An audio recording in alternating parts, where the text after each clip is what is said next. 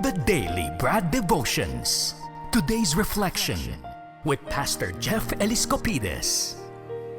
Ma'am Maricel, do the honors please. Yes, mga kapatid, Manong Ted, eto na, alamin na po natin ang magandang balita mula po kay Pastor Jeff Eliscopides sa kanyang Daily Bread.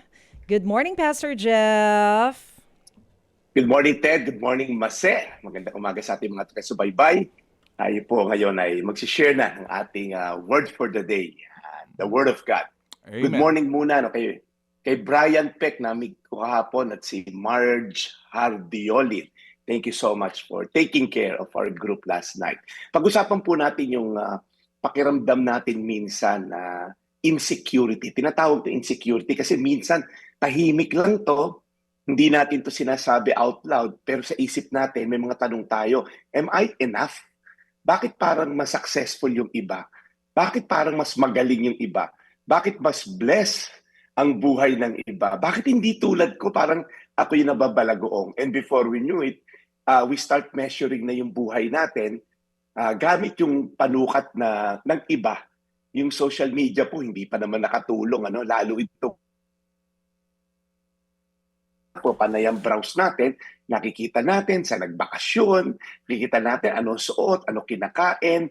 Kaya mag-ingat po tayo kasi pag kinumpare natin yung mga behind the scenes ng iba, okay, compared sa mga highlights rather ng iba, hindi natin nakikita kasi yung struggles nila, mga naging battles nila, naging sakripisyo at disiplina na kapaloob bago nila na-attain yun. And comparison slowly whispers to us, kung ganun lang sana ako, baka mas mahalaga akong tao, baka mas may value ako sa mata ng iba. Pero ito po sabi ng Biblia sa Ephesians 2 verse 10, "For we are God's handiwork, created in Christ Jesus, to do good works which God prepared in advance for us to do." Ang ganda po ng ginamit na Griego dito na something to do with handicraft created purposefully by God. In other words, hindi po ikaw aksidente. Hindi tayo aksidente. Hindi parang, ay, nabuntis yung isang babae, ayan, may lalabas na naman na tao. Hindi po ganon. Hindi ka factory defect. You are God's workmanship. Yung value po natin hindi nanggagaling sa dami ng followers natin sa Facebook, hindi nanggagaling kung gaano kalaki sweldo mo, hindi nanggagaling sa kung gaano kataas ang posisyon mo sa kumpanya, hindi dahil sa ganda mo, kasi lahat yan pwedeng mawala sa isang iglap. You can lose your position, your money, yung mga followers mo, success can come and go.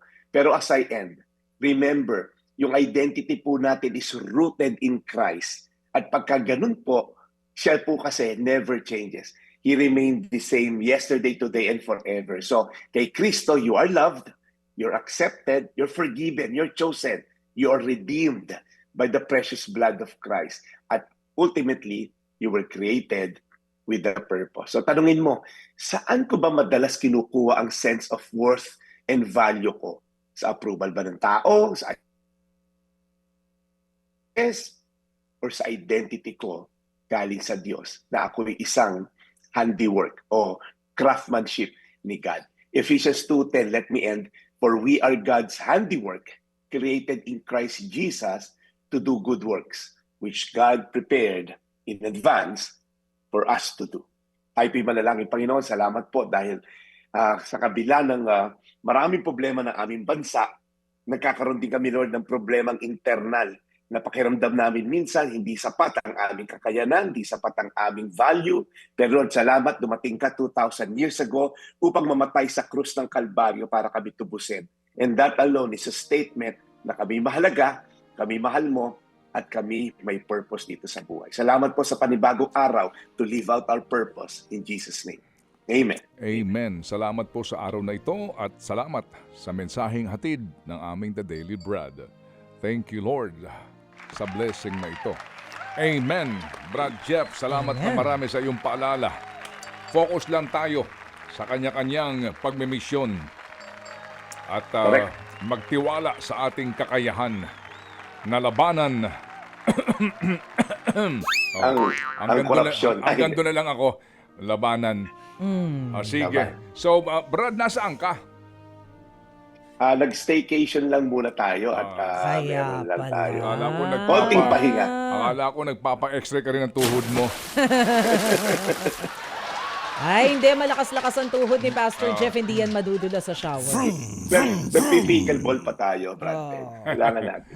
Sige. So, relax ka lang dyan, Brad Jeff, and looking forward sa panibagong aral tomorrow. Thank you, Brad. Maraming salamat kay Dave and Kimi, kay Lawrence Badjao, at kay Ate Nessa for tuning in. Ito po yung Daily Brad, your daily dose of inspiration. Serving the people, Brad Jeff Eliscopides sa ating The Daily Brad. Mga kapatid, patuloy po kayong tumutok sa 105.9 True FM para sa totoong balita, impormasyon, music and entertainment. Mag-subscribe sa aming YouTube channel at podcast at sundan nyo kami sa Facebook, Instagram, X at TikTok sa True Network PH. Bisitahin din po ang aming official website, truefm.ph. At panoorin din kami sa True TV Signal, Channel 19. Kami po ang 105.9 True FM. Laging true sa'yo, kapatid.